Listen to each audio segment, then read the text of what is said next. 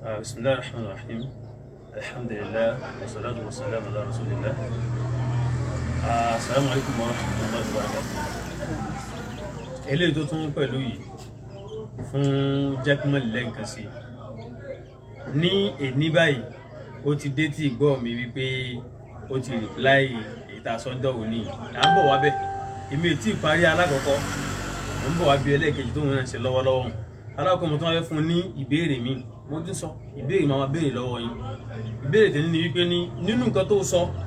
nínú fídíò tó kọjá wípé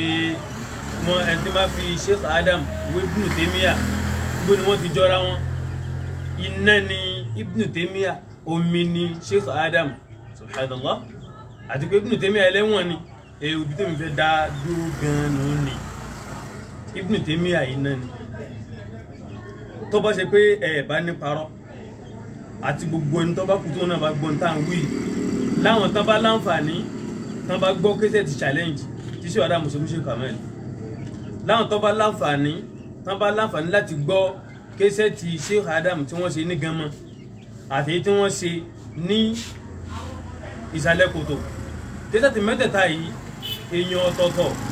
èèyàn méjì ọ̀tọ̀ọ̀tọ̀ náà fi sọ̀rọ̀ aláwọ̀kọ́ ti Sheikh Kamel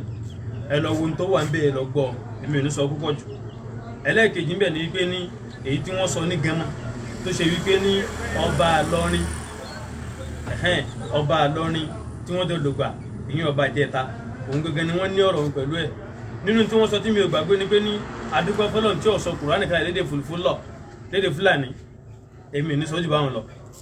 nítorí pé àkànṣe àpèjúwe ọ̀rọ̀ ni irú nǹkan báyìí tá a sọ lọ́wọ́lọ́wọ́ irú àpèjúwe tá a ṣe yìí ìwọ sọ ẹnìkan nínú àwọn àfáà tí wọ́n bá Ibn Taymiyyah lògbà tó ṣe báwọn sọ̀rọ̀ sí wọn èyí wò ní ẹlẹ́ẹ̀kejì ń bẹ̀ ní pé ní wá sọ ọba kan nínú ọba tó bá Ibn Taymiyyah lògbà tí Ibn Taymiyyah ṣe bẹ́ẹ̀ bá a lò pẹ̀lú ìsọ̀rọ̀ kẹwàá lè mọ pé ta wá ní iná ta lómi ẹni tí Adamu tán yàwó èèyàn ṣe sọ èèyàn kan báyìí tó ṣe pé látọwọ́ Ibn Taymiyyah lẹ́mí rẹ̀ ti bọ́ sọ èèyàn kan tó ṣe pé ní ó lè sọ pé Ibn Taymiyyah jẹ́ òun ní ìwọ̀ gẹ́gẹ́ bí ìwọ̀ tó ṣe pé ó ṣe déédéé òfin Ọlọ́run àtànábì rẹ̀ ta lè mẹ́rin pé ètò ṣe ń bí ikọ̀ wọlé tó Ibn Taymiyyah náà wá tọ́jú àwọn èèyàn nínú ayé ó sì lọ́mọ kéwú rẹpẹtẹ tó ṣe pé táwọn bẹ̀rẹ̀ sí ní kà wọ́n gbogbo wa náà la mọ̀ níwọ̀n àbá tá a bá tiẹ̀ rí mara tá a bá lélùmí a ní Ibn Qayyim al-Jawziyya a ní al-Imam Ibn Kathir a ní al-Imam Zahabi a ní al-Imam Ibn Muflih a ní al-Imam Abu Hafs al-Bazzar a ní Imam al-Muzaffir Umar al-Waridi tọkọ Lami Ibn al-Waridi Ibn al-Waridi yẹn àwọn tá a dá eléyìí báyìí nísìnyí Shafi'iyul madhhab Ibn Kathir Shafi'iyul madhhab àtàwọn bẹ́ẹ̀ bẹ́ẹ̀ àkànwara mú wá ní sókè nínú àwọn tí wọ́n súnmọ́ àfáà yìí jù tí wọ́n ṣàǹfààní mímọ̀ tọ̀ ọ̀rọ̀ ẹ̀wọ̀n lílọ wọ́n pe kìnnìkan ní mihnatul ulama níbi tí àìnímọ̀ ń bá yín lọ́nu ni sọ̀rọ̀ tí yẹn bá ti dójú mọ́ nǹkan tí ó yẹ kó mójútó ní ọ̀rọ̀ ẹ̀sìn yìí máa ń gba ìmọ̀ lára yẹn ni àsàlátù Sunday tó ń ṣe òjò ráyè pé ọ́ ti ẹ̀ka tíra mọ́ rárá bó ṣe lọ ìwọ ṣe ń ka tíra tó bá ń ka tíra báyìí tíra sí lókù tó ń ka torí pé o ti rí i pé àwọn èṣù tó ọba lò àtàwọn tí wọ́n tọ́mọ̀ rẹ́sù síwọ̀ náà tẹ́jọ́ ń du dákúdákú tẹ́jọ́ ń jẹ́ ń di ẹ̀ ń gbẹjẹ́ ẹ̀ ń gbomi ó ti kó bọ́ gidigidi gan èyí ò lẹ́gbẹ̀ẹ́ kan wá. mihnatu alim wọ́n ti Ibn Taymiyyah mẹ́wọ̀n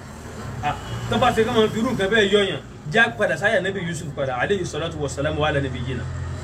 lákọ̀ọ́kọ́ náà kí ni ìtumọ̀ pé wọ́n tìyàn mẹ́wọ̀n ní Islam ìtumọ̀ rẹ̀ ni pé ẹni tí ṣubúhà kan bá ń bẹ nú ọ̀rọ̀ ẹ̀ wọ́n tán bá àlẹ́ jìyàn fún torí ṣubúhà kan tí èyí yanjú tó sì lágbára tó ṣe pé tí kìíní ní bá yanjú bóyá ó ní ìyà kan tí ó jẹ nínú Islam tá a wá tí ìrẹsẹ̀ ìyá nìfi múlẹ̀ náà mọ́ tì mẹ́wọ̀n ọ wàá sọ fún wa ẹ̀bí ìbéèrè ni pé ìjẹ́ ẹ lè rí ká bóyá ìwọ ẹnìkan àbí ẹ̀tọ́ ẹnìkan tí Ibn Taymiyyah àjẹmọ́lẹ̀ tó fi wá tọ́ sí ẹ̀wọ̀n àmọ́ o irú ìṣerú yín àtàwọn bẹ́ẹ̀ náà tó síwájú inú àwọn síwájú tán máa ń ṣe náà ni nípa Nabi Lut wọ́n ní kí akhrijuhum min qaryatikum ẹ lé wọn kó lu yín innahum unasun yatatahharun bẹ́ẹ̀ tí máa ń ṣe nu ẹ mọ̀ rí pé àwọn kan fọra mọ́ torí ìdọ̀tí tẹ́yìn ti bá sábà tẹ́ẹ̀ fẹ́ filẹ̀ èyí wọn bẹ́ẹ̀ láyé Nabi Lut láyé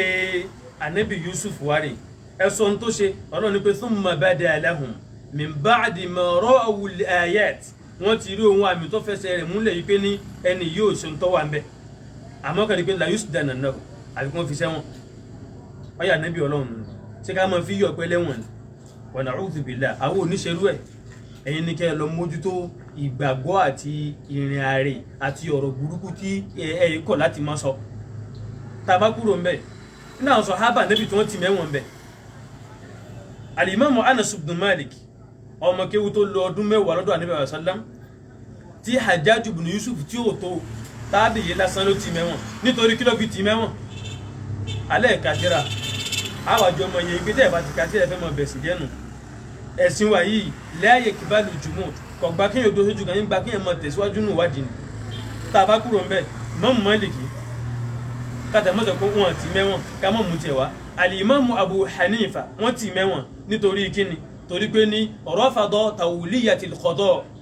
ìjẹ́ wá jẹ́ adájọ́ tó lóun ọ̀jẹ́ ni wọ́n torí ẹ̀ ti mẹ́wọ̀n ṣáà máa fi yọ̀ òun náà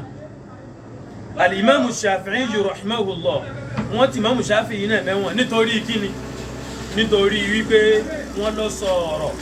wípé ó gbé ìfẹ́ àwọn ará ilé Ànábì hàn jáde òun náà fi wọ́n sọ wípé ní in kana rafdan hubbu ahli Muhammadin falyashhadi thaqalani anni rafidi wọ́n ti mẹ́wọ̀n nítorí eléyìí nìkan àwọn eléyìí wọ́n ti wọ́n mẹ́wọ̀n wọn kú síbẹ̀ àwa láwọn tó ṣe wípé ní Ibn Taymiyyah kú sẹ́wọ̀n àwọn náà kú sẹ́wọ̀n nínú àwọn àfẹ́sìn Al-Imam An-Nasa'i rahimahullahu ta'ala sọ ọmọ tọ́fà tó ń fi pa nítorí wípé ní ọlọ́kọ̀ tíra wípé ní Imamu Ali nímọ̀ náà kí bọ́ láwọn kò ó láwọn àpọ́nlé ó láwọn ọ̀tá níbi sọ́fà ẹ̀ tọ́dá ká máa àfà tó wá pa tó pé inú ẹ̀wọ̀n ni wọ́n kú sí à ń pe àfà kan ní Abu Ya'qub al-Buwayti nínú àwọn kéwù Imamu Shafi'i ló wà tẹ́yìn bá mọ̀ ẹ̀kan kọ́ Imamu Shafi'i náà tó jẹ́ hamalatul ilmi rẹ̀ ẹ̀ mọ̀ wọ́n torí pé àsàlátù tẹ́ fẹ́ ṣe torí bídíà tẹ́ fẹ́ ṣe ẹ̀ wòye bẹ̀ subhanallah torí pé bàbá sì wọlé ẹlòmíì nù yín báyìí subhanallah ilé rẹ̀ ò ṣe wọ̀ bí ilé ìgbèrè ní ó ṣe rí níbi eléyà bùsárí níbi eléyà gbogbo àwọn dákúndàkún wọ̀nyí tẹ́ kó jọ Al-Buwayti títàwí wọn wá mú nítorí kíni nígbà mihnatu khalqil Qur'an ipe Al-Qur'ani kì í sọ ọlọ́run ẹ̀dá ọlọ́run ni báyà lè fa àbáṣe nígbà tí wọ́n mú wọ́n dé níṣẹ́ ní pátápátá gbogbo ara ẹ̀ kò rí bí yíra bó ṣe lè wọ́ ọmọ ìkan náà àwọn ọmọ kéwú ló ní a wà lọ́dọ̀ Al-Imam Yahya Al-Imam Muhammad ibn Yahya Az-Zuhli tó jẹ́ kan náà fẹ́ mọ́ mú Bukhari ó ní lẹ́tà rẹ̀ wá bá wọn lẹ́tà Buwayti wá bá wọn láti inú ẹ̀wọ̀n yìí pé ní dákun bá ń ká ọ̀rọ̀ mi yìí ṣe tí àwọn tí wọ́n jẹ́ ọmọ akẹ́kọ̀ọ́ ilmul hadith wípé níbi tí mo wà nú ẹ̀wọ̀n yìí mi ì rí ara yìí mi ì rọrùn èèyàn Ọlọ́run ṣe mi ì rí ìmọ̀ra ṣe ká bá mi bẹ Ọlọ́run lè gbàdúrà wọn lára mi bó ṣe kú síbẹ̀ náà nìyẹn nítorí kíni nítorí pé kìí sí ọ̀rọ̀ pé wọ́n jalè wọ́n ṣe ṣìnà àbí wọ́n jẹ nǹkan kan tó lè jẹ́ ẹ̀tọ́ tí Islam tó pé kátólì ẹ̀ka pààyàn à ń pe àfáà kan ní Muhammad ibn Nuh nínú àwọn tí wọ́n jẹ́ contemporary fún mímú Ahmad ibn Hanbal Muhammad ibn Nuh bóò ni wọ́n ti ṣe òun náà wọ́n yẹ kí ẹ lọ ṣèwádìí kó tó di pé mọ̀ gbúgbùn ìtẹ́mí àtòṣì ń bí Imam Ahmad ibn Hanbal láì mọye ìgbà lọ́lẹ́wọ̀n tó ń dé lọ́lọ́ tó ń dé ìbílẹ̀ ẹ̀fà àwọn yíhun sí tẹ wá jáde wá ẹ̀ wá ń sọ̀rọ̀ jagunjagun eléyìí wá jìnnà àwọn eléyìí ta àkà ilẹ̀ jìnnà ká padà wá sí Ìlọrin padà àfa Sheikh Yusuf Al-Abuhaji tí wọ́n pé wọ́n kọ́kọ́ fi wá sí dáwákà wọ́n fi wákà dáwà sí ìjẹ́ wọn táwọn náà mẹ́wàá bí wọ́n tí wọ́n mẹ́wọ̀n kí làwọn náà wá ṣe ṣé ká mọ fi yọ̀ wọ́n so kí àwọn ìbéèrè tí mo fẹ́ béèrè lọ́wọ́ Jaqmal nìyẹn wípé àìmọ̀kan tó wà lára yín yìí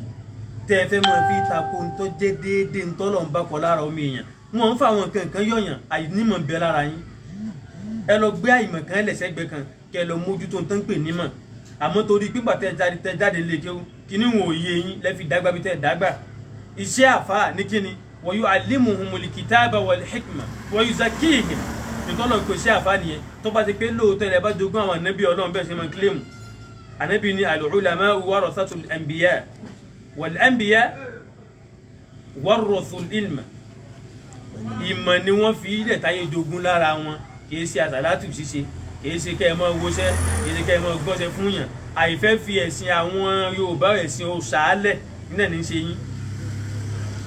tẹ́ ẹ bá fi ilẹ̀ tẹ́ ẹ bá mójútó tán pè ní mẹ́ẹ̀sìn àti ọ̀rọ̀ ẹ̀sìn ẹ̀yin náà rí i pé ìyàtọ̀ ó dénú ayé yín pẹ̀lú kẹtẹ́mọ̀ báwọn èèyàn sọ so ní ṣókí ní tí mo tún nílé nìyẹn. Assalamu alaikum warahmatullahi wabarakatuh.